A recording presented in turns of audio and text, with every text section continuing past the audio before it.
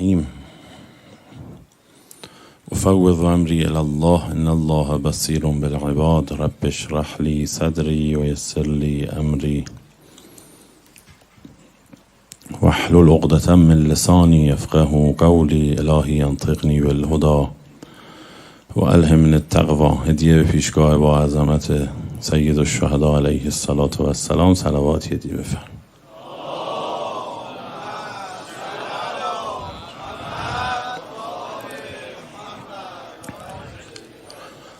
عرض ادب و تسلیت به پیشگاه مقدس و مبارک حضرت بقیت الله الاعظم روحی و ارواح العالمین له الفداء و عجل الله تعالی فرجه الشریف. صلوات دیگری محبت کنید.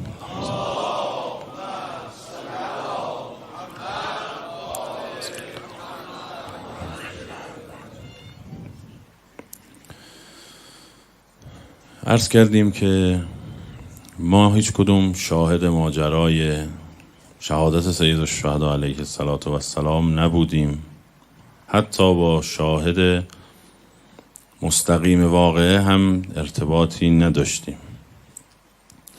ماییم و روایت از کربلا و روایت از سید الشهدا. منظورم اینجا از روایت حدیث نیست، صرفا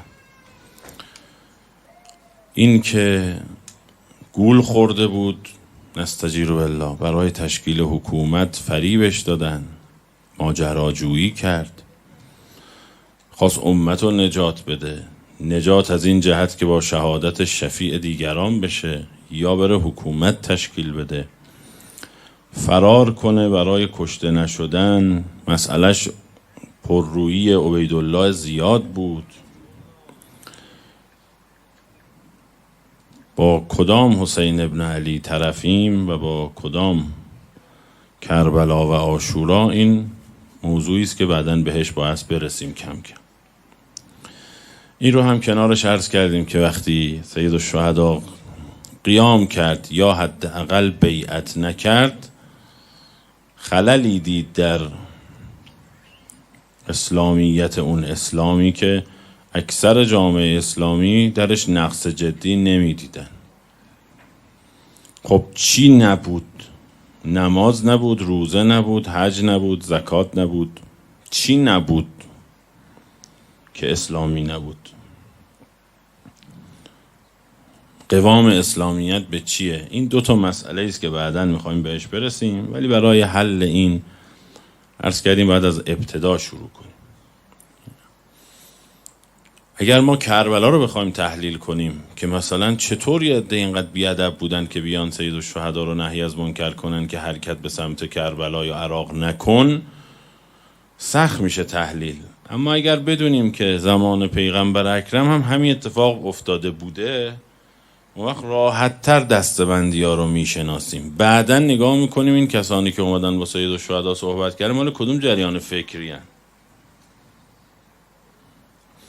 مثلا فرض بفرمایید حالا دیگه از رونق افتاده، منم نمیخوام مثالم روز باشه، اون زمانی که مثلا برجام یه رونقی داشت، موافق و مخالف داشت، شما اگر یه آدمی رو نشناسی بیاد راجع به مثلا FATF برجام اثراتش به هم دیگه حرف بزنه، با یه دقتی گوش میدی. اما اگر از قبل بدونین دلواپس یا دلشاده، یعنی یا اینوری یا اونوری، اون وقت دیگه هر چی توضیح بده میدونی که این داره فکرشو توضیح میده. دیگه اون حرفا برات اونقدر جذاب نیست که این داره از یک موضوع علمی کارشناسانه حرف میزنه یا نه این یا وابسته به جریان الف یا وابسته به جریان ب. ما اگر یهو بریم تو کربلا و نفهمیم که عمرو بنت عبدالرحمن کیه، مال کجاست که این حرفو زده، این خانومه کیه، وقت تحلیل سخت میشه برای ما. پر از تناقضه در گزارش‌های تاریخی کربلا. اما از عقب که شروع کنیم آروم آروم بیایم جلو، معلوم میشه کجاها افتراق و دوتایی و دوگانه پیش میاد، دو قطبی پیش میاد.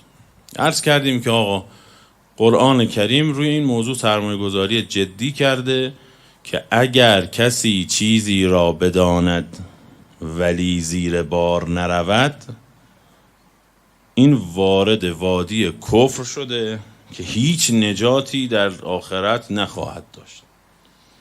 مسئله اینجا با گناهکاران نیست. آدمی که گناه میکنه لزوما مستکبر نیست. گاهی شهوت غلبه میکنه، گاهی یه لحظه خشمگین شده، یه لحظه خون جلو چشمشو گرفته، یه لحظه گول خورده، فریب خورده. از سر پرروبازی و ابراز قدرت با خدا که خیلی وقتا الحمدلله ما گناه نمی کنیم که بلا فاصله آدم منفعله، میگه تو غلطی کردم، آقا التماس دعا. اینجوری نیست که این کار کردم خوبم کردم بازم بیشتر میکنم. این که نیست. طغیان و استکبار که نیست. الحمدلله اگر کسی یه حقیقتی رو بفهمه و زیرش بزنه، این آدم نجات نداره و خیلی هم از ما دور نیست اتفاقا. ببینید آقا، کسی یه نعمتی رو انکار کنه بهش میگن کفران نعمت. گاهی یه مرد نعمت وجود همسرش رو تو خونه ندید میگیره، این نجات پیدا نمیکنه. یا یه همسری حق شوهرشو، فرزندی حق پدر مادرشو، حق همسایه رو، همکار رو. حالا هرچی بری بالاتر، هرچی حق بزرگتر باشه خطرش بیشتر، ولی کوچیکش هم خطرناک. وادی کفر وادی نجات نیست دیگه.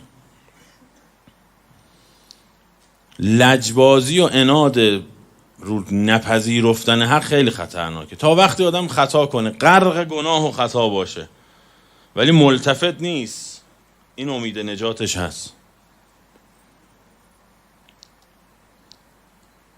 یه سنی که نمیدونه حق با امیرالمومنینه، یه بت پرست که نمیدونه گاو خدا نیست، این امید نجاتش هست.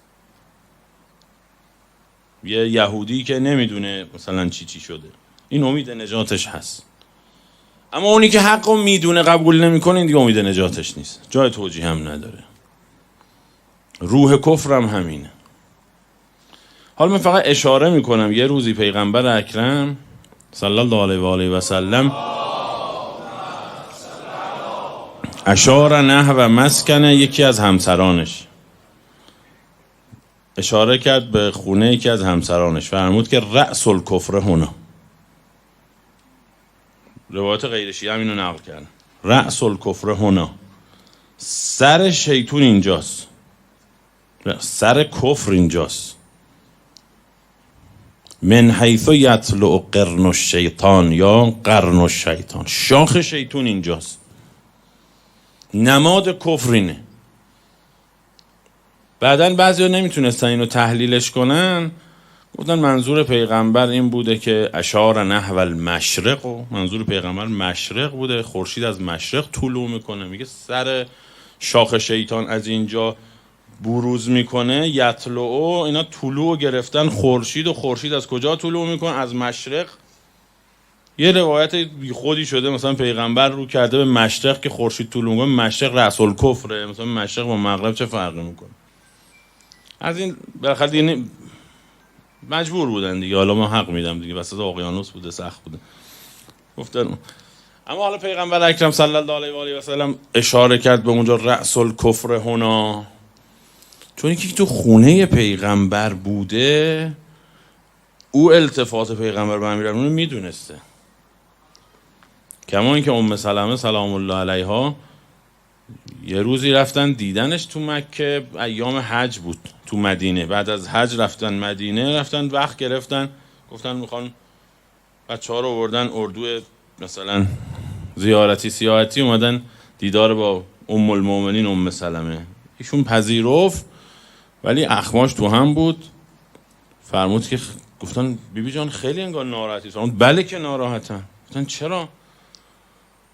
فرمود که انکم تلعنون رسول الله علی المنابر، شما پیغمبر رو منبر لعن میکنید، چه مسلمانایی هستی؟ در یه نقل دیگه ایسب رسول الله علی المنابر، آخه به پیغمبر فحش میدن رو منبر اسلامی، رو مسجد. ما همچین غلطی نمیکنیم. فرمود خودم سمعت النبی که من سب علیا فقط سبنی، من خودم شنیدم پیغمبر فرمود که تو خونه خودم گفت که هر کس به علی جسارت کنه من جسارت کرده، لعن او لعن منه، توهین به او توهین منه، اطاعت از او اطاعت منه، لحمه لحمی دمه دمی. معصیتش معصیتمه، اطاعتش اطاعتمه. او رو صدا بزنی مرا صدا زدی، او رو یاری کنی مرا یاری کردی. یه تیکش که خیلی روح بخشه اینه که اینا همه ذیل حدیث ذیل آیه مباهله است دیگه، چون امیرالمومنین نفس پیغمبر این ویژگی ها رو داره. امیرالمومنین جنگ میکرد در احد، پیغمبر جانباز شده بود، سنگ به پیشانیش خورده بود، نشسته بود. امیرالمومنین شمشیر میزد، پیغمبر رجز میخون. انگار یکیه، یکی رجز میخونه و میجنگه. حرف پیغمبر خیلی قشنگه، چند تا رجز خونده یکیش اینه. وقتی امیرالمومنین شمشیر میزد، امیرالمومنین انقدر این تو ذهنش بزرگ بوده که خودش نقل کرده. میفرمان اضربوا بسیفی قدامه، من در محضر پیغمبر از پیغمبر دفاع میکردم، با شمشیر مقابل پیغمبر دفاع میکردم. پیغمبر اینجوری میفرمود، فرمود انت منی و انا منک موتک موتی، تا تو زنده ای من زندم، تو بمیری من مردم. حیاتک حیاتی و موتک موتی. اونی که تو خونه پیغمبر بوده اینا رو دیده معنی نداره بعدن یه کارهای دیگه بکنه دیگه. فرمود رأس الکفر هنا، رأس کفر اینجاست. یعنی چی؟ یعنی دیگه مثل روز برات روشنه، نمیخوای بپذیری به هر دلیلی. کمان که او گفتش که چرا سجده نکردی؟ گفت چون من بهترم، نمیخوام، من شنیدم گفتی سجده کن، نمیخوام سجده کنم. از اینجا بحث شروع شد، دوگانه جدی پیش اومد زمان پیغمبر. هر مسئله مهمی در اسلام اتفاق افتاد، این دو گروه مقابل هم جبهه گیری کردن. یک گروه رأسش امیرالمومنین بود و پایین مثلا ائمه هدی علیهم صلوات الله و صدیقه طاهره، بیاید پایینتر مثلا بالاترش حضرت خدیجه بود، بیاید پایینتر ام سلمه بود، میمونه بود، این همسرای پیغمبرن، صفیه بود تا حدی، سلمان و ابوذر و مقداد بودن، بیاید پایینتر مثلا ابو رافع بود و حذیفه بود و همینطور طیف داشت تا بیاد پایین. اون طرف هم منافقان بودن و فی قلوبهم مرضها بودند و تحت تاثیر اونا، تحت تاثیر اونا که اکثریت بودن از این طرف، مسلمون خودشونو میدونستن، پیغمبر رو هم قبول داشتن. ولی مثل این آدمایی که تحت تاثیر حرفای دیگران زود عوض میشه نظرشون، زود دچار شبهه میشن، هر چرندی هر کسی بگه دچار شبهه میشه. راه درمان اینا پاسخ به شبهاتشون نیست. راه درمان اینا اینه که باید مشکل کمبود محبتشون رو جبران کنه. یعنی علت این بیماری زود دچار شبهه شدن محبت نداشتنه. باید محبتش رو درست کن. وگرنه الان شما بیای راجع به بابای من هر چی بگی، من اگه بتونم به شما کف گرگی میزنم، نتونم مجلس رو ترک میکنم. میگم وای بعد از 41 سال زندگی عجب بابایی داشتن، دچار شبهه شدن، حالا برم ببینم چیکار که خاکی به سرم کنم. واقعا این بابای من بود. اینجوری نیست که دچار شبهه نمیشم. میگم توهین به بابام نکن، دفاع میکنه. نمیگم صبر کن برم بپرسم بیام. کمان که مثلا میخواستن ما رو به خاطر اینکه تک پسر بودیم، بابام بالای 60 سال بود، اون موقع قانون معافیت بود، آقای افسر پلیس گفتش که حالا شاید بابات همسر دیگه هم داشت. من نگفتم شاید ما 3 تا داداش دیگه هم داشته باشیم. گفتم نه آقا بیا بگرد، بیا بگرد. به این راحتی که آدم نسبت بابا ننه‌اش دچار شعبه نمیشه، چون محبت داره. نسبت به امام اگر هی دچار شعبه میشه، محبت نداره، کم محبتش. 99% مشکلات جامعه به خاطر اینی که محبت کمه. ما به شدت دچار کمبود محبتی. مثلا محبت باید پر باشیم ازش. هی میگیم هل الدین الا الحب و البغض، ولی پر نیستیم. آدم از یه جایی بیش از حد بیزار باشه اصلا به سمتش نمیره. شما خوابم که باشی دستتو به سمت یه جایی که بیش از حد داغه نمیبرید. بالاخره تو خواب آدم دستشو میکشه، مگر اینکه بیهوش شده باشه. یعنی برای آدم صیانت و حفاظت ایجاد میکنه. مسئله یه جایی گلالود میشه، شلوغ پلوغ میشه، بچه و باباش دعواش بشه. اگر بابا رو واقعا دوست داشته باشه از حد به در نمیره، یه جفا تو سینه باباش نمیره. یعنی برای خودش ترمز داره اگر حب داشته باشه. آدم یکی که خیلی دوست داره خودشو کنترل میکنه، ازش دفاع میکنه، بهش غیرت پیدا میکنه، دشمنشو نمیتونه تحمل کنه، نمیتونه ببینه کسی داره اذیتش میکنه. جامعه ای که خدا رو دوست داشته باشه مظاهر نافرمانی خدا نمیتونه تحمل کنه. این که میگن اولین قدم نهی از منکر انزجار قلبیه، این باید محبت باشه تا باشه. شما یکیو که میمیری براش جلوی شما فحشش بدن، اگر بترسی به هر دلیلی زبونت از حلقومت میکشن بیرون، درونت حالت به هم میخوره دیگه، انزجاره هست. ولی فرمان خدا زیر پا میره، جامعه ککش نمیگه، چون محبت نیست. بعد مشکل محبت رو حل کرد. به جای گشت ارشاد که نمیگم نباید باشه، وارد اون وادی نمیخوام بشم، گشت محبت لازمه، آمپول محبت. بعد ببینیم چی کار باید بکنیم که جامعه همدیگر رو دوست بدارن. قسم خورد فرمود والذی نفس محمد بیده، اللهم صل. قسم به اون خدایی که جان من در دست اوست، ایمان تو قلب هیچ کدومتون نمیره تا اینکه همدیگر را دوست داشته باشید. جامعه که سر یه جاپارک همدیگر رو پاره میکنن، این مشکل کم بود محبت داره. این تو این جامعه سبک زندگی اسلامی پیدا نمیشه. بحث ربطی به شبای پیش داره. اونی که نگاهش به پیغمبر اونقدر سخیفه، اونی که جون خودش رو مقدم به جون پیغمبر میدونه، خب دوست نداره پیغمبر رو دیگه. عاشق اگر واقعا عاشق باشه،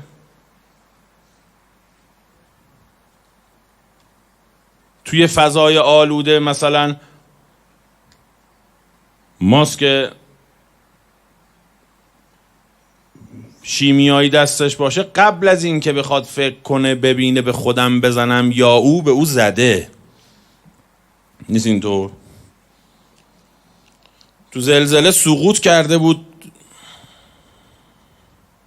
بچه رو تو شکمش جمع کرده بود، مادر از دنیا رفته بود. اصلا قطعا مادر تو اون لحظه سقوط ساختمون تو زلزله اینجوری نبوده گفت صبر کن بچه رو حفظ میکنم. اینطوری نیست که، اصلا فکر نمیکنه، بچه رو حفظ میکنه چون دوستش داره. اصلا به بزنگا برسه ملتفت نمیشه به دوراهی رسیده. هیچ وقت دوراهی نیست برای اونی که دوست داره، همیشه به سمت محبوب میره. اونایی که وایساده بودن جلو سید الشهدا تیر می اومد، اینجوری نبود به تیر بگن یه لحظه وایسا استخاره. اصلا نیاز نیست فکر کنه، خیلی روشنه. این غریزه میشه که میخواد بیفته، دستشو حائل میکنه، خودشو فدا میکنه. محبت نباشه، محبت باشه فراموشی نیست. مثلا مادر باشه، کسی نمیاد بگه که یادت نره 2 روزه بهش غذا ندادی. میشه همچین چیزی؟ مادر بچه رو گم کنه، کسی نمیاد بهش بگه که ببین حالا داری میری بازار، مثلا فرض کنید ویندو شاپینگ، بچه هم گم شده، یه سرم تا کلانتری برو. اصلا مسخره است. ببین لبخندت میاد. چرا؟ چون وقتی محبت مادر پره، اگر هم قرار به یادآوری، مادر به دیگران یادآوری میکنه. ما امام زمان رو دوست نداریم، برای اینکه وقتی میخوام به دیگران به ما میگن تو قنوت دی اللهم عجل الیک الفرجم بگو.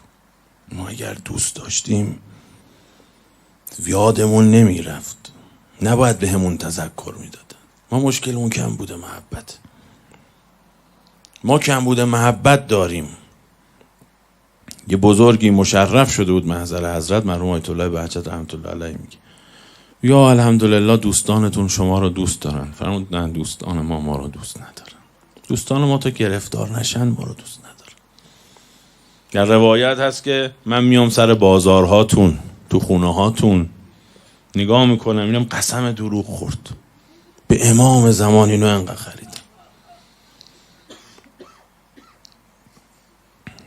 فرمود ما لحظه شما رو فراموش نمی کنیم، مثلا چون تو مسیر معیت قیومی اون ما ارادش رو برداره که ما هیچیم.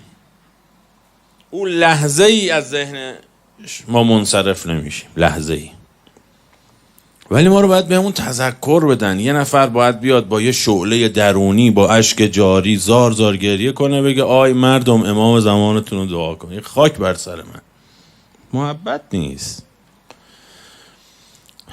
تازه این کاری، این طنز تلخم داریم که ما فرض کنید سال 61 باشه، فرض کنید، و امام در کربلا محاصره است، آب هم بستن. بعد بگن مسجد کوفه شیخ فلانی میخواد فضائل امیرالمومنین بگه، ما بریم اونجا. چقدر مسخره است. چه فضیلت امیرالمومنینی وقتی امام حسین در حسره. مجلس اهل بیت اگر توش توجه به امام زمان ایجاد نمیکنه مثل همون مسخره است. یعنی چی از امام حسینی بگیم که امام حیمونو بیخیالیم؟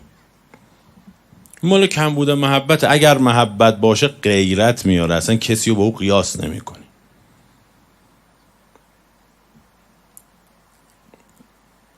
این هوای تنفسه. در روایت هست ماء معین. آدمی که از تشنگی داره میمیره رو نیاز نیست یادآوری کنن، در ضمن تشنت بود آب بخور. میگه ما ماء معینه، وسط بیابان تابستان آتش سوزان زمین تفتیده، آب گوارا امام زمان. یعنی غریزی دیگه باید سمتش بره. ما مشکلمون کم بوده محبت. تمام اون کسانی هم که تو اون طیف دوم بودن از منافقین به پایین محبت نداشتن. اصلا فریبکاری و عصیان و عدم فرمان رخ نمیده. حالا که این که عشق نیست، اما حالا به فرض دختر و پسری که با هم آشنا میشن، هنوز دختره لب تر نکرده پسر تهیه میکنه، این برای یه 2000 یه لپه محبته که ممکنه به یه هفتم دوام نداشته باشه، به یه سال دوام نداشته باشه، توش خیانت هم باشه، توش سوء استفاده هم باشه، ولی گاهی بالاخره یه ذره محبت توش هست، ولو آلوده به آغشته به شهوت باشه. هنوز لب تر نکرده این حاضر میکنه. مال یه ذره محبت. من چقدر امام زمان رو دوست دارم، یا پیغمبر و امیرالمومنین. شب عروسیم که میشه، این که من میخوام عرض کنم، فکر نکنید من این شبا میخوام بگم شیعه اینجوری گفت سنیه اونطوری گفت. این دوتا مسیر فکریه، دوتا سبک زندگیه. اونا مشکلشون کم بوده محبت بود، برخلاف این طرفی ها که میگفتش که جونم فدای خواب پیغمبر، نمازم فدای خواب پیغمبر. پیغمبرم فرمود اللهم ان علیا کان فی طاعتک و طاعت رسولک. گاهی نماز نخوندن طاعته، چون سر پیغمبر در آغوشش. وقتی از احد با 60 ضربه کاری شمشیر بدن مثل گوشت کوبیده شده بود امیرالمومنین، سپر فقط پیش داشت، باز کردن این انحنا رو توش آب کردن. زهرای اطهر از اینو زیاد گفتم، فقط رد میشم که اینجا دستمال آورد فاطمه زهرا توی این سپری که توش آب کرده بودن، یه قضیه بود، دستمال خیس میکرد به پیشانی که شکسته بود از سنگ، به پیشانی پیغمبر میکشید. امیرالمومنین 60 ضربه شمشیر حداقل خورده، دست راستش افتاده آویزونه، 16 تا ضربه کاری خورده بود که چنین زمین خورد که گفتن تمام شد، ولی از عشقش به پیغمبر دوباره ایستاد. ولی حضرت زهرا و امیرالمومنین ظرف رو نگه داشت، حضرت زهرا دستمال تو آب میزد، پیشانی پیغمبر از خون میشست، با امیرالمومنین گریه میکردن که یه سنگ از علی گذشته. این محبته. در واقع فرق این دو گروه در محبته. دوست نداشتن گروه دوم پیغمبر رو، کما که خودش صراحتاً گفت من بعد از خودم شما رو از بقیه بیشتر دوست دارم. عاشقی که بعد از خودش معشوق و دوست داره یعنی عاشق خودشه، معشوقش ذات خودشه، اون معشوق کشکم نیست. عاشق معشوق رو فراموش نمیکنه، بهش غیرت داره، کسی چپ بهش نگاه کنه خواد پارش کنه. لذا حضرت حجت در اون تشرفی که اون بنده خدا براش حاصل شده آقای بهجت میفرمود، من که تشرف نمیفهمم و الحمدلله دوستانتون شما رو دوست دارن. فرمود نه، دوستان ما رو دوست ندارن. یعنی محبت نیست که. به امامی دلخوش و سرگرمیم که در قبالش وظیفه آنچنانی نداریم. ما نسبت به امام حیمون وظیفه همون خیلی متفاوته، در محضر او هستیم. این دو گروه مشکلشون آقا محبت بود. محبت داره یا نداره؟ چون مشکل محبته، اگر یکی خیلی یه نفر رو دوست داشته باشه، کسی پشت سرش حرف بزنه یقه طرف رو جر میده. عرض کردم نمیده که وای ببینم بابام، هی دوچار شبهه نمیشه. به یه مردی که 20 ساله با یه خانومی زندگی میکنه، زندگی متوسط اسلامی، راجع به همسرش حرف بزنه اصلا تحمل نمیکنه جمله رو تمام کنی. درستش هم همینه، به این راحتی که آدم به کسی بدبین نمیشه. اما آقا من هر کی هر سوسک میپره سار از درخت پرید بلبل آواز خواد، من دوچار شبهه شدم. خب چون دوست نداشتی، اصلا کیو میشناختی؟ لذا مسیر اعتقادی پاسخ به شبهه نیست. نمیگم هیچ کس شبهه رو جواب نده، کسی سوال کنه آدم باید جواب بده ای بلد باشه، اما مسیر اعتقاد با شبهه محوری نیست. اول باید حبش درست بشه.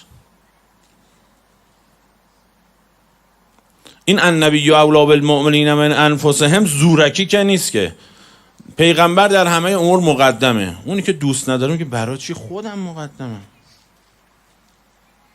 این شما تمام رفتارهای امیرالمومنین نگاه کنید توش عشق پر میبینی. باز اینو شنیدید ولی تو به مفهوم بحث کمک میکنه عرض میکنه. میرفت بیرون شهر،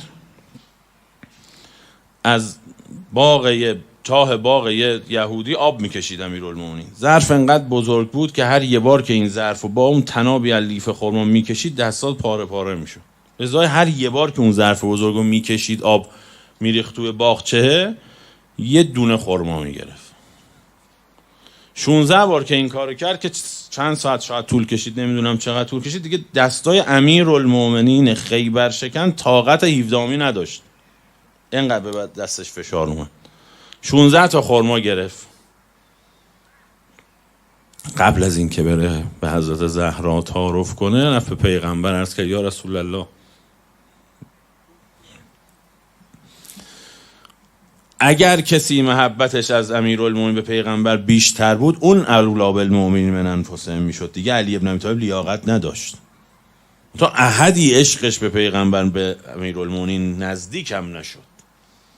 معنی پارتی بازی نیست که اولی بالمؤمنین من انفسهم.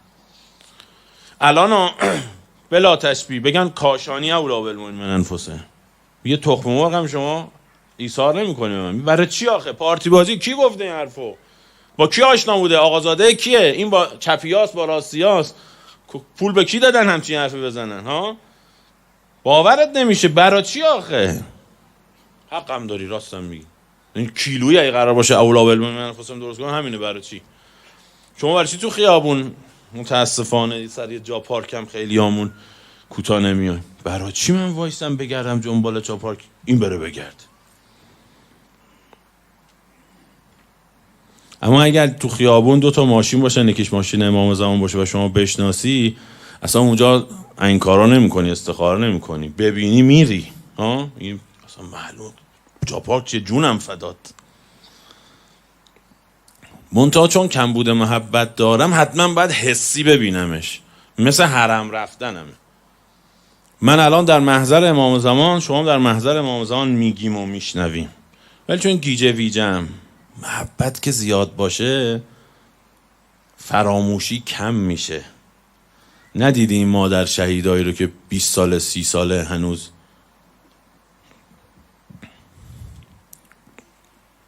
بهش گفتم که هنوز پسرشو نیاوردن. گفتم شما دلت میگیره چی کار میکنی؟ گفت با محمد هم حرف میزنم. تنها نیستم که، اونی که محبتش پره که تنها نیست اصلا.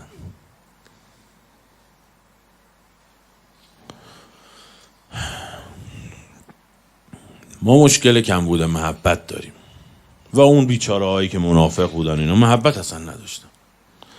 محبت نداشتن. سوره توبه رو برید نگاه کنید. وقتی پیغمبر شکست میخورد خوشحال میشدن. پیغمبر وقتی پیروز میشد ناراحت میشد. ما به دستگاه امام حسین محبت داریم به امام حسین. اگر داریم باید تو دلمون این باشه که ایشالله همه مجالس سیدالشهدا از مجلس ما بهتر باشه. بعدش این باشه مجالس اربابه.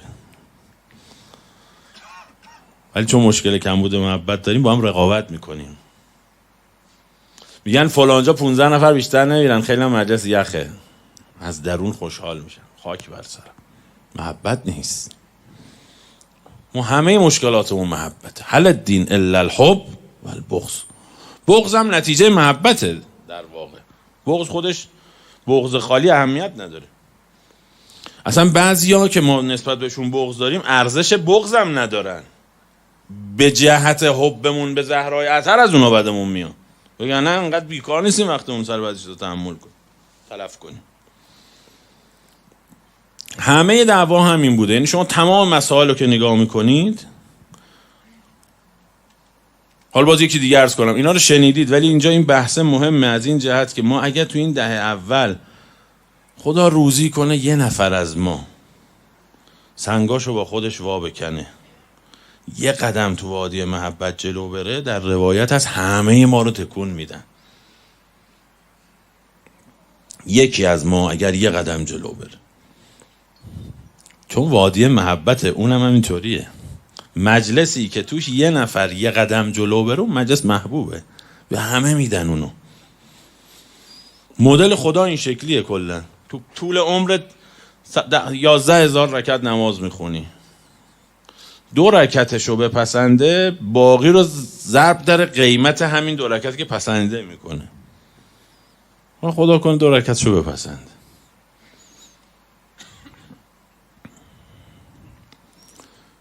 خمس غنایم دست پیغمبره دیگه، تحت مدیریت پیغمبر. به نحوه خرج کردنش اعتراض کردن اصحاب. گفتن ببین ما اومدیم مدینه، جا دادیم بهت، ازت حفاظت کردیم، این کار ما میکنیم. میگیم 10 بار اومدم حرم این کار کردم حاجتمو نگرفتم. یکم دیروز پیغام فرستاده بود که گفتی از رقیه رو امتحان کن، من 3 سال پیش حاجت نگرفتم. قیامت معلوم میشه حاجت گرفتی یا نگرفتی. من اینجا رو نگفتم، من قبلا راجع به این توضیح دادم. اگر ما هر چیزی از معصوم میخواستیم بلافاصله به همون شکل به ما میداد، اون معصوم نبود. چون قطعا ما خیلی وقتا چیزی رو میخوایم که مورد خیر ما نیست. بچه زجه بزنه که به مامانش بگه لطفاً نفت بریز بنا آتیش بزن، زجه بزنه. مادر این کار نمیکنه. مادر باشه این کار نمیکنه.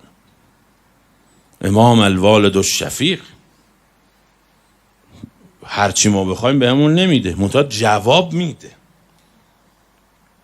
یه چیزی بهت میده که بیش از اونه.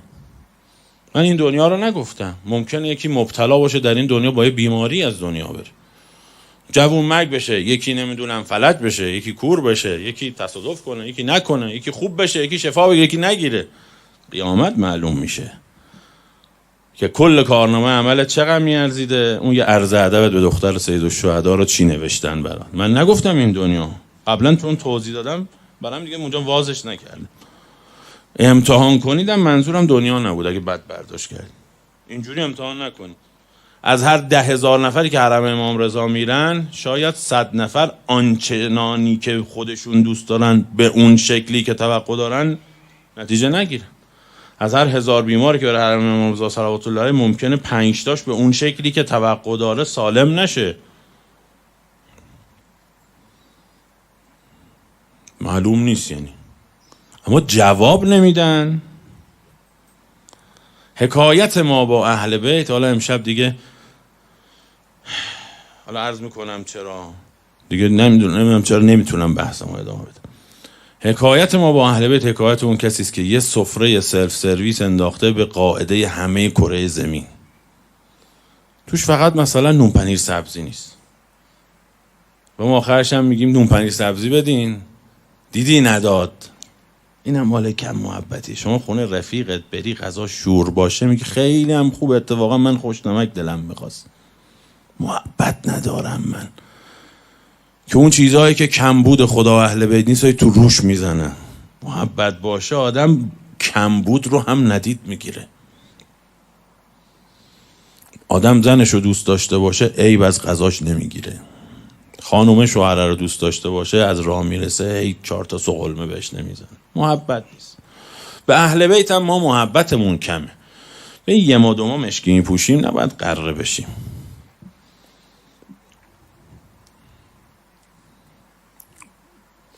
شیرینی رو هر کس بخوره میفهمه که شیرینه، این که هنر نیست که. اون لذتی رو که ما تو جلسه اهل بیت میبریم هر کس ببره هنر که نیو. کجا این عالم به با نبود کاشانی خللی درش ایجاد میشه. اما او گفتش که آقا جان من هم گاهی یاد کن. حضرت فرمود گاهی یاد کنم. ما تدری کیف جعلک الله عندی، تو نمیدونی چقدر من تو رو دوستت دارم. لحظه ای نیست تو رو فراموش کنم.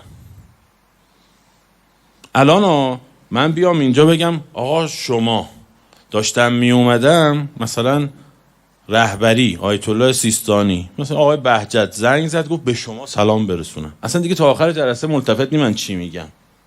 منو میشناخت به من گفت سلام برسون. نیست اینطوری نیست انصافا. حتی مقامات دنیایی که ارزشی نداره بگن رئیس قوه قضا به شما گفت خیلی ارادتمندم خاک پای شما. یک گوری راه میره دیگه کلا آدم. ما فقط به این ملتفت باشیم که لحظه ای از ذهن او خارج نمیشیم. او محبت به ما داره نه ما به او. ورود به جلسه باید اول از او تشکر کنیم. برای همین هم هست که گناه میکنیم اول میگیم یا ولی الله ان بینی و بین الله عز وجل ذنوبا لا یأتی علیها الا رضاک. اول از او عذرخواهی میکنیم، میگیم این هم از منو مراقبت کردی بازم من خوردم زمین. اون نگرانه. امام صادق فرمود اینقدر پیغمبر اذیت نکنید. ما پیغمبر اذیت نکنیم. فرمود نمیدونید مگه قل اعملوا فسيرى الله عملكم و رسوله، پیغمبر اعمالتون رو میبینه قصتون رو میخوره. محبت اونا دارن، ما محبتی نداریم. ما کم بود محبتی هستیم نسبت به امام زمان که گیجم هستن. هی تذکر لازم دارن. یه لپه محبت دارن اون دختر پسر به هم، هر فرصت خلوتی گیر بیارن به هم زنگ میزنن. یه لپه محبتی که تو معلوم نیست محبت خالص نیست، شهوت محبت نداریم ما و اینو باید درست کنیم. اویی که غیرت نداره به فرمان الهی، حجاب نداره، محبت نداره. اویی هم که ناموس امیرالمومنین رو نگاه میکنه، اگر دختر امیرالمومنین بیاد جرأت میکنه بهش نگاه کنی. در روایات هست همه شیعیان ناموس اهل بیت. محبت نه. اگه محبت باشه رو عشقش آدم به دختر حبیبش نگاه نمیکنه، چه او در رعایت حجاب چه این در رعایت عفت دیدن. مشکل محبته. بس خدا رحم کرده که اونا ما رو خیلی دوست دارن، وگرنه زود ناامید می شدن. یکی از جاهایی که آدم زود میبره کم بوده محبته. پدر مادر از بچه ناتو به این راحتی دست نمیکشن، ولی آره همسایه بد باشه قطع ارتباط میکنه. قیامت انشالله خواهید دید که سید الشهدا صلوات الله علیه برای شهادت و نجات هیچ کس به اندازه حر خوشحال نشون، چون برای او بیش از بقیه نگران بود. حبیب که وضعش معلوم بود، حبیب خودی بود، حبیب شهید زنده بود، خیالش راحت بود از حبیب، از مسلم ابن اوسجه، از بریر، از عابس، از سعید، از اینا خیالش راحت بود. مادر چند تا بچه داشته باشه، اونی که گاهی کج و کوله میره همش نگرانشه، هر جا میره التماس دعا میگه، سفارششو میکنه. او پر از محبت، منشأ محبته، مخزن محبته. برای همون هی زمینه فراهم میکنه. من قوای نفسم چون بیچارم اصلا تنازعشو حس نمیکنم. ما جنود عقل داریم و جنود جهل، یعنی یه لشکر سپاه عقل داره که میگه نافرمانی خدا نکن، نه آخرت داره نه دنیا داره. اون طرف هم جنود جهل مثل شهوت، فعلا خوش باشو بگذرون. من خودم بدبختم که اصلا هیچ وقت کشته اینا رو نفهمیدم، چون همیشه جنود جهل پیروزه، جنود عقل بیچاره است.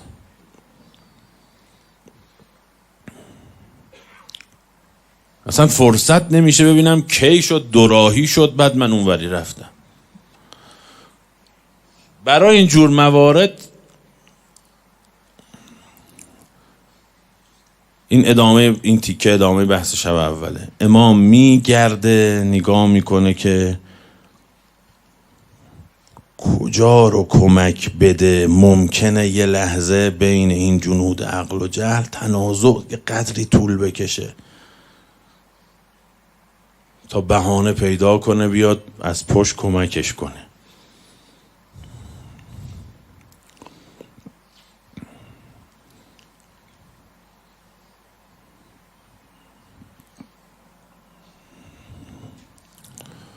میگرده پیدا میکنه، نگرانه. اصلا چون مهربونه اون روایتو گفتن که لو علم المدبرون، اگه اونایی که با من قهر کردن خدا فرمود میدونستن کیف اشتیاقی بهم، من چقدر شوق دارم اینا برگردن، لما تو شوقن، از شوق میمردن.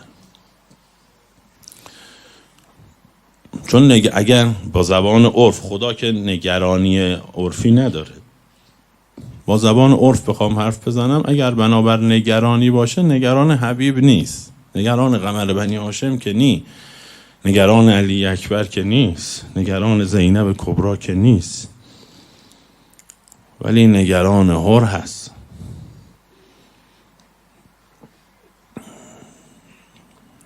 برای او بیشتر مایه میگذاره.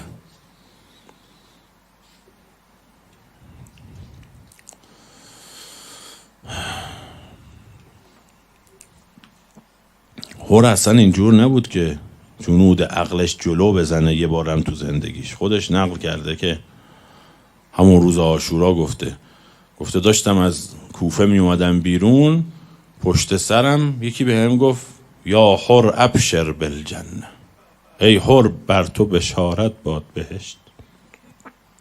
برگشتم پشت سرم، هم دیوونه شدی، بهشت کجاست؟ داری میری مزاحم پسر پیغمبر میشی، چه برای یک کیسه پول، 2 کیسه پول، فرماندهی کجا، پست کذا، بهش کیلو چنده. ولی اومدم. چرا اومدم؟ چون خب دوست داشتم. اون آدمی که خمس نمیده بعد برای بهانش میگه من در وجوبش شبهه دارم. چطور تو ذکر نماز شبهه نداری؟ تو اینجاها هرچی میگن عمل میگن، اونجا یه دوشار عیبی نداره. هر کسی تو هر یک از امور دینی بخواد کار کنه را بازه، بره تحقیق کنه. اما خواهی من یه جاهایی که فقط به ضررم شبهه دارم معلومه که یه طوری میشه. یعنی شبهه برو تحقیق کن، درس بخون. چرا خب داری میری؟ شیخ صدوق میگه که شام غریبان اومده بود گوشواره رو بکشه، گریه میکرد. دختر امام گفتش که ملعون برای چی گریه میکنی؟ گفت آخه شما دخترهای پیغمبرید. گفتم خب نکن این کارو. خب من نبرم یکی دیگه میبره. پناه بر خدا از اونی که سربازای جهل بر سربازای عقل چیره بشن. هم ملتفتم بشه میفهمه غلطه، ولی میکشنش میبرنش. شهوت میکنه آدمو. ما هیچ ترمزی نداریم. یا صاحب الزمان المستغاث بک یا صاحب الزمان. مگر این که امام معصوم بیاد سربازای عقل رو تقویت کنه. او بلده چی کار کنه. چه لنتی میخوره به من. او داشت میومد میگفتش چی یاهور ابشر بالجنه کیلو چنده. اومد و مقابل حضرت ایستاد و لغزم خون. گفت با ما یا علیه ما؟ گفت به خدا علیه شما، تحت فرمان امیر عبیدالله ابن زیاد. دستور داده جعجع بالحسین، نمیذارم بچه ها تو سایه برن. یا رحمت الله الواس.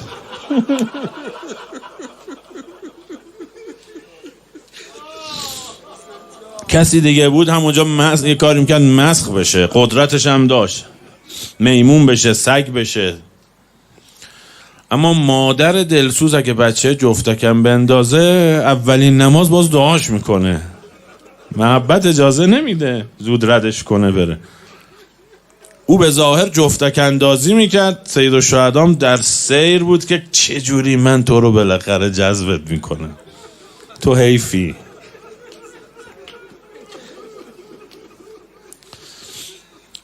یکی دو روزی با هم بودن، خیلی اذیت کرد. جالب بود، میومد نمازها رو پشت سر سید الشهدام میخون، ولی گفت تو سایه نمیتونی وایسی، دستوره. نزدیک آب وای نمیستی که خیلی بتونی ذخیره آب برداری. در حدی باشه که فعلا سیراب بشه، ببینن چقدر آب میره میاد، ذخیره کاروان دستشون باشه. یه جا که حضرت میخواست برگرده و او سپاه اوورد، هی جا به جا کرد حضرت. اینم کارگردانیش دست حضرت بود. دید دیگه خب فرصتی انقدر نیست، این باید یه کاری بکنه، چون هدایت اختیاریه. کاروانو چند بار خواست حضرت جا به جا کنه، دوباره او سپاهو محاصره کرد. گفت اینجا نمیشه، باید بری تو آفتاب، کنار آب نمیشه. نگاهش تربیتی بود. حضرت میتونست بفرماد بر پدرت لعنت مثلا. اونم یه جوابی میداد بلا فاصله. راحت فحش میدادن به امیرالمومنین اون موقع. حضرت یه کاری کرد که این یه چیزی از خودش نشون بده. فرمود سکلت که امک، مادرت به عزاد بنشینه. این چه تربیتیه که جلو من وای میسی؟ تنها نقطه‌ای که جنود عقل حر ممکن بود یه لحظه ترمز بگیره اینجا بود. گفت اسم مادرم رو بردی، منم باید جبران میکرد. ولی مادر تو فاطمه زهراست.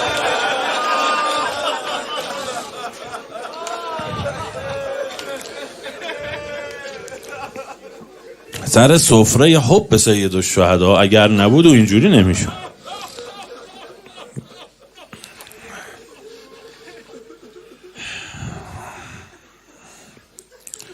رسیدن کربلا، گفت باید وایسیم اینجا دیگه. ادامه دادو، اینجوری نبود که فکر کنید مثلا ناگهان یوزی رو شد. اما بهانه رو داد دیگه نمیذارم بی خیال بگیری بخوابی. یه قدم ورداش، یه قدری دلش آباد شد. هی نگاه میکردن این ور لشکر میاد، هی میرفت میگفتش یه کاری کنید زودتر با یه مذاکره، با یه تعهدنامه ازش بگیرید، یه جایی بفرستیدش، نکنه جنگ بشه. من اینجا نگرش داشتم. روز 7 شد، دید آبا بسن. آقا ما با اینا مشکل نداشتیم، آبو بخورن، ما چقدر جمعیتیم، ما چند نفرن. خدا نیاره این که گاهی آدم آلوده به گناه میشه، میفته توی وادی که دیگه نمیتونه برگرده. رسید شب 9، یوم حوصر الحسین و اصحابه. دیگه ناامید شدن از این که به کاروان امام یه نفر اضافه بشه، مگر اینکه از سپاه دشمن بیاد توبه کنه. صدای الاتش بلند شد، این دیگه نتونست شب بخوابه. ان الراحل الیک قریب المسافه. این آدم گناهکار چشمش به حقایق باز شد. امیرالمومنین درباره متقین داره که هم والجنت کمن قد رآها و هم فیها متنعمون. اهل تقوا اینجوری انگار الان وسط بهشت وایستادن. هم و النار کمن قد رآها و هم فیها معذبون، انگار همین الان وسط آتیش وایستادن. آدمی که داره جهنمو میبینه که گناه نمیکنه که ببینه یه سیلی یعنی چه آتشی، 1000 تومن دزدی یعنی چه آتشی. همین الان میبینه حسی، سنگ داره سمتم میاد، 1000 تومن دزدی کنم سنگ 10 برابر میشه، خطر از بین رفتن نمیکنه، میبینه دیگه. متقین اینجوری هن. این به مدد سیدالشهدا وسط اون گناه اینطوری شده بود، گفت خدا بین بهشت و جهنم میبینم. برای هر کسی که معاذالله تجربه گناه داره دیده که یهو وارد گناه میشه، آدم نمیفهمه. حسین جان چی کار کردی که این اون وسط گفت من خودم بین بهشت و جهنم میبینم؟ با کدوم سابقه؟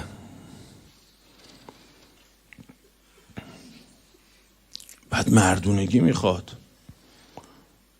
یه نفر دندقه اومده بود، بچه همسایه رو زیر گرفته بود،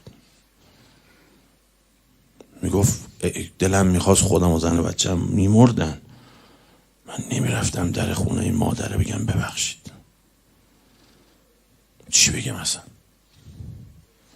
قتلم عمدی نیست که بخوان منو قصاص کنن، معلومه عمدی نیست. اصلا برم از اون محل، اصلا نمیتونم اینا رو نگاه کنم. مرد بود که کافر نبود. گفت خدا بین بهشت و جهنم میبینم، من الان برم بگم ببخشید. محاصرش کردن، زن و بچهش در معرض اسارتن، تشنن، چیو ببخشه؟ چیو جبران کنن؟ ناامید از پذیرش بود. راه افتاد، آسمون رو نگاه کرد، گفت اللهم انی ارعبت قلوب احبائک. خدای من دل بچه هاشو لرزوندم.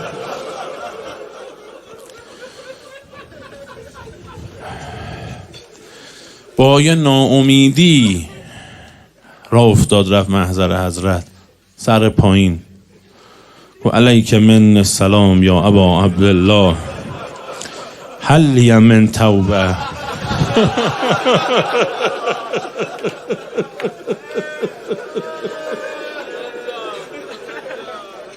نگفت اتوب الی الله، توبه کردم. مثلا برای منم توبه هست.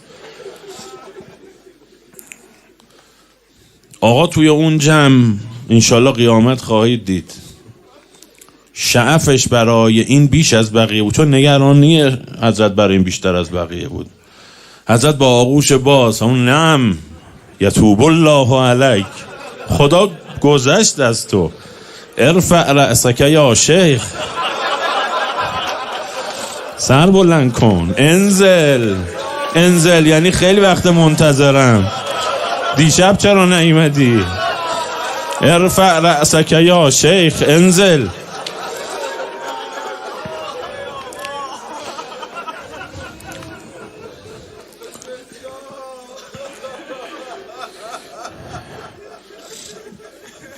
رفت میدان. از معدود شهداییه که اصرار نکرد برم. مثلا اونجا وایسادن براش سخت بود. جنب و جوش خیامو میدید، شیرخوار رو دست به دست میکنن. زود فرستادش، آقا معطلش نکرد. رفت وسط میدان، او رو دوره کردن. خیلی برای دشمن این تلخ بود که فرمانده اولیه این لشکر رفته اون طرف. اینا داشتن گفتن اینا کافرن، اینا خارجی هن، چی هن؟ دورش کردن، تیربارونش کردن. حضرت خودش رو رسوند. او شاید وقتی زمین افتاد، چون آدم وقتی زمین می افتاد تو اون شرایط، آقا رو که صدا می زدن، برای امام خطر داشت بره وسط دشمن.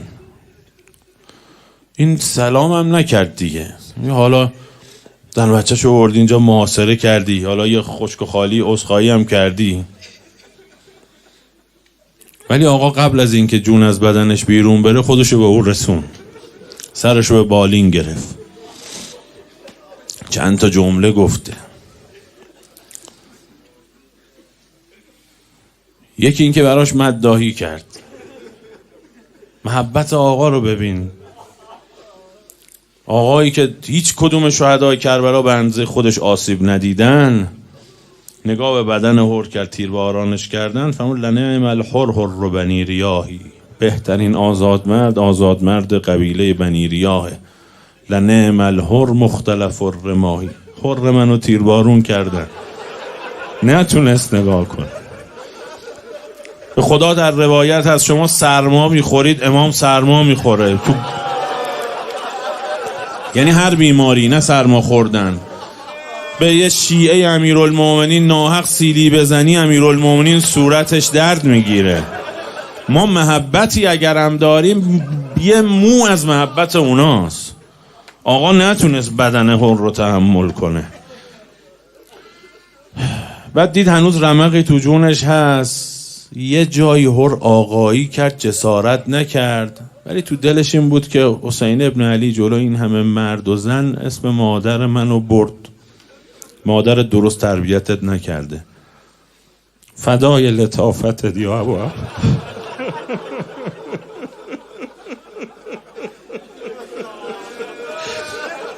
فدای مشتیگرید یا ابو عبدالله. سرشو به دامن گرفت، فرمود که انت الحر کما سمت که امک، مادر درست اسم برات انتخاب کرد. یعنی از من دلگیر نباش، خواستم برت گردونه.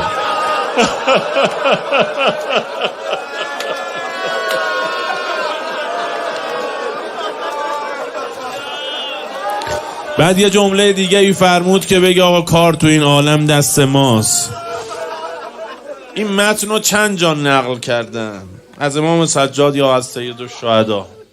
مقرم میگه اینجا نقل کرد، میگه این هر رو که بغل گرفته بود، یا اونجا یا تو خیمه دارالحرب نگاهش کرد، فرمود قتلا مثل قتل النبیین، روسیاه اومدی مهم نی، مثل انبیا رفتی.